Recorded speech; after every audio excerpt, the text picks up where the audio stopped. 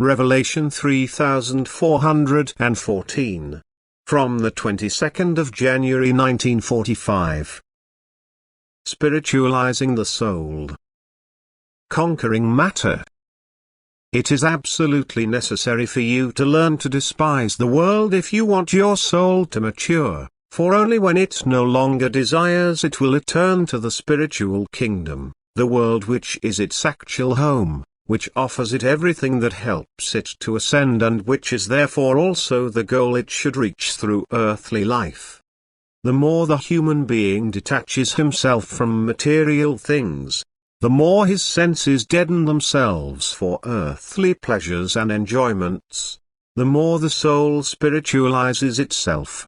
As long as the human being lives on earth, he must indeed submit to the demands of the body up to a certain limit. He must fulfill earthly obligations, he must perform earthly activities, he is therefore earthbound and cannot detach himself from it in a purely physical sense until God calls him into the spiritual kingdom. Nevertheless, the human being can lead a second life alongside his earthly one. The life of the soul need not be completely involved in the life of the body, the soul need not strive for the same thing as the body, but it can form its kingdom completely independently of it, which, however, is far removed from the yearning of the body. It can turn to the spiritual kingdom, and then the body will certainly fulfill its earthly task but never strive for earthly pleasures for itself again. Rather, it will soon join the soul's desire and likewise seek to be spiritually active as soon as its earthly duties allow it time and opportunity to do so. And as soon as this degree is reached, that the human being now disregards all material goods, as soon as he sets the spiritual kingdom as the goal of his striving, he is also immune to strong temptations on the part of the world. He can no longer fall prey to it, he will only have to endure slight struggles at times if the world presents itself to him again and again with its joys and pleasures and wants to win him over for itself.